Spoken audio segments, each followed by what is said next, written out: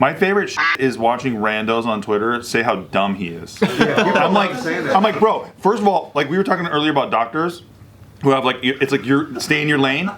It's like, okay, Elon, stay in your lane. Advanced rocketry, business success, electric car engineering. Just stay in those lanes, buddy. Don't talk about free speech, okay?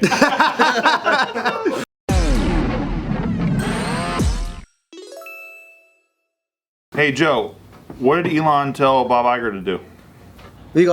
He said peace, love, unity, respect. Oh. Disney, I love you. That's what he said. The 4 elements of hip hop. Yeah. No, he said fuck off. Like straight up, just Kinda. 2 words. He said go fuck yourself. That's right. Why did he say that, Joe? Because they're trying to extort me with money. Are you serious? If you don't want to advertise on my platform, then fuck off, fuck yourself. And so most corporations said, okay.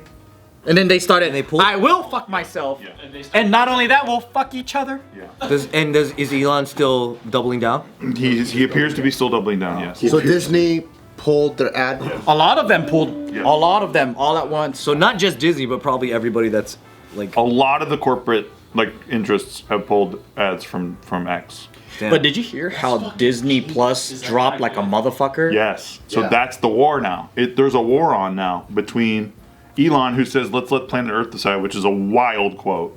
Let's let planet Earth. Wait, what do you mean? In response to what? So this is why I think it's genius. For the longest time, for like the last like half decade, it felt like all the social media was like ran by like the super left, right? And then so it's so much so where anyone that wants to hear anything that's on the right, they gotta like make their own shit, fucking Parler or whatever, all those other Truth things. Social, Rumble, all those things. So now Elon, I personally believe he is just trying to make free speech. I don't think he's like right or left. I feel like he's just like, well, let's just get it back to where it's just like everyone can be accepted over here. And I think that's threatening to the super left people. So I feel like when he says, well, fuck off, and if all these left companies all pull out, then just like how Dana White signed Bud Light back into the UFC, I feel like now it's time for all these right companies to come in and then buy the ad space. Yeah. And then now that's like almost the worst nightmare for the left, because now the major platforms are now right-leaning. You know, so now X, which used to be, or Twitter used to be left-leaning, was like, Elon's like, I'm gonna give you guys a chance to be balanced, but if you don't want to, then I'm just gonna give it to like this side. And I feel like it's like almost like this super genius like move for him to say fuck you, because he's just like scrambling the whole ant farm. What do you think his end game is? Do you think he's just too rich to care? I think he really just wants free speech, and he's just like is down to just play ball until he goes bankrupt. I was thinking about this too, like, so usually when people make moves, there's an end game to what We they're like doing. to think that. Yeah. And then I'm like, well, this dude's got, okay, like you think it's all about money, but he's already got money. Like, and he doesn't give a fuck about money. He's like top 10 He's richest man in the world, right? Isn't he the number one? He's top 3, or like, but he's, but at that point, you can't even spend it all. You can't. It's impossible. So I think at that point, wouldn't you do things that are just more like, all right, this is what I feel is right, so I'm gonna do it. Fuck you money. Yeah, that's literal fuck you money. Because and I think it's hard for people to think in the way that he thinks, or put themselves in his shoes, because he's the guy that sold PayPal and took the whole thing and go, Tesla, SpaceX, whatever. Yeah. Hey, can I borrow some money to live in your apartment? So he literally does not give a fuck about money. So like, because of that, like he can make crazy moves that people are like, what the fuck? Why would anyone do that? It's like, because he's thinking on another level. My favorite shit is watching randos on Twitter say how dumb he is. I'm like, bro, first of all, like we were talking earlier about doctors who have like, it's like you're stay in your lane. It's like, okay, Elon, stay in your lane. Advanced rocketry, fucking business success, electric car engineering. Just stay in those lanes, buddy. Don't talk about free speech, okay? People constantly throw stones at that dude. I'm like, dude, you could call him a lot of things, but dumb, I don't think is one of them. But then the funniest thing is people will listen to that and go, well, he didn't do it. He paid other people to figure it out. yeah, they that's did so it. funny. I'm like, dude, he literally knows how the rocket works. That's not the same thing. crazy. You think Jeff Bezos knows how the rocket works? For me, I'm like, so people will take this as like Elon Brown nosing, right? It's like whatever. For me, I'm like, I'm just glad that a billionaire actually did something that they cared about for what people have been asking for. Which is like, people go, man, if you're so fucking rich, why don't you put your money where your mouth is and do what you say? They actually tweeted at him, remember? And then he bought the Yeah, and company he goes, because of that. well, you know what? I will buy Twitter. That's literally what he's doing. Yeah. What I like about the whole thing here is that there are a lot of us who feel that being on YouTube, Instagram, Facebook during lockdown, during, you know, the cancel culture shit, like all of that, it affected all of us, especially in the comedy space. And everyone was like, well, I don't want to lose my sponsorship because I ain't like Elon rich, you know? Yeah. But also, we just didn't want to be fucking burned at the stake without a trial. So everyone was self-editing. Everyone was like, oh, should we make this joke? Should we not make this joke?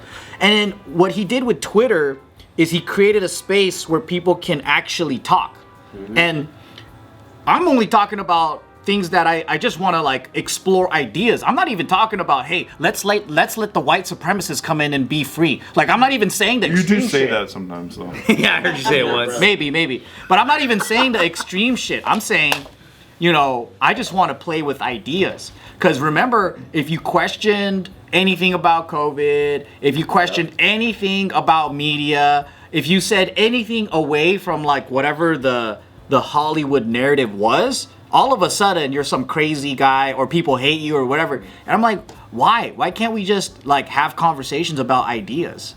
Dude, ivermectin equals horse paste was the craziest one. What? Yeah, that was pretty That was the crazy. craziest one by far. What did he say? Or do? I just said what everyone said. What did you say? No, not he. He didn't say it, but like people, Joe Rogan was talking about ivermectin as a possible COVID remedy, and then everyone was like, he's telling everyone to take horse paste, and it's like, Oh, what? yeah, I didn't know that. yeah. And then they fucking they reposted his video, but with a green filter. And he looked all Yeah, they made him look ugly. Yeah. They made him look all old. Dumbass Joe Rogan got COVID. Of course he did, because he's taking horse manure paste and shit. and then they took his video, and why would they do this unless they have an agenda? They put a green filter on top of it to make him look sickly. Yeah. When the real video, he just looks completely normal, and he's fine. And he's saying he's fine, and that it worked, and he's healthy, and thank you. Yeah, he's like, I beat it in 2 days. This is what I used. Check it out. You know what's crazy to me is, so like living in Hawaii, it's a very democratic state, right?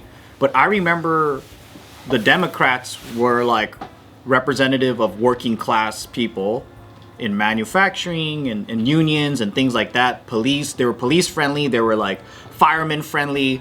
The police and fire unions loved the Democrats. Yeah, because that's what they were. And in Hawaii, it's still kind of like that, right? But I think this whole, what happened during lockdown and this whole takeover of like Silicon Valley, San Francisco leftist, which is like super, super left.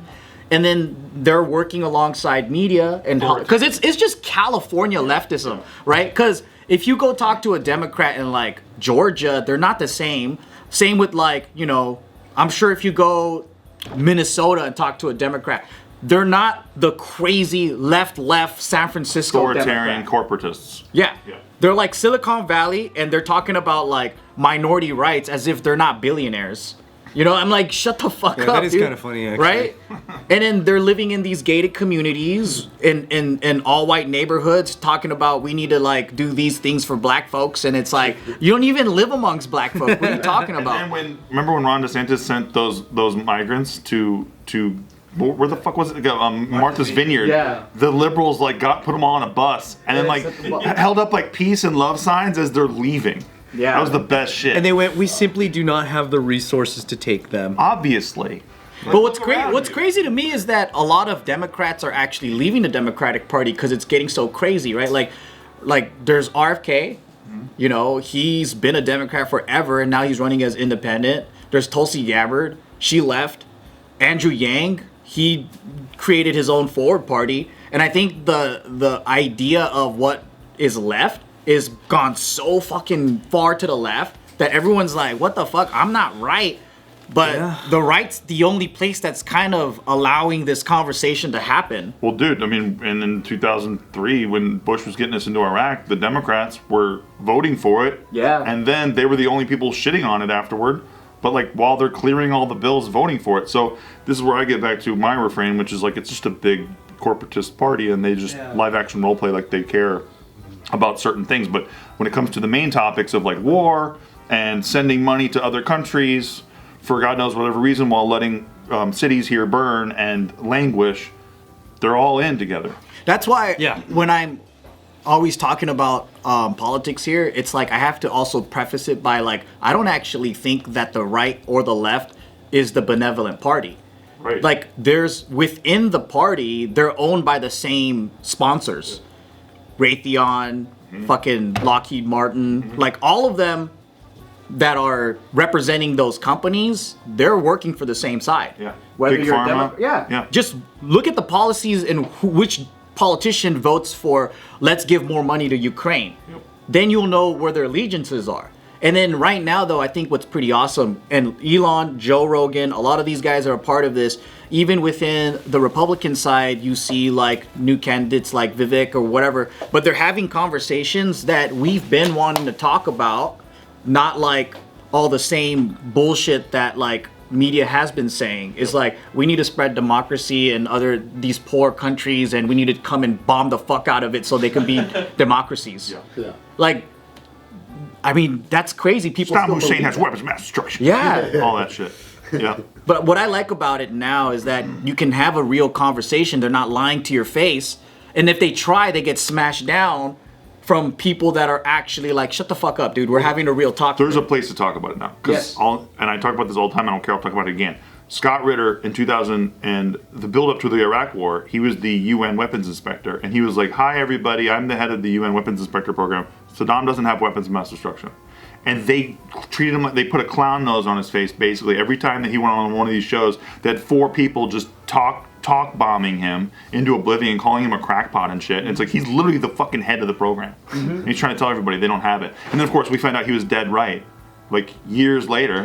Yeah, and that's what they do. If you talk out against it, you're a crackpot. Yep. Ron Paul was a crackpot when he was talking shit about how Bush basically creates more terrorism by bombing the shit out of the Middle East. Yep. And every one of the Republicans on the stage turns laughing at him and pointing at him and calling him a crackpot. But I thought what's crazy now is that you see Vivek, he's free to speak, right?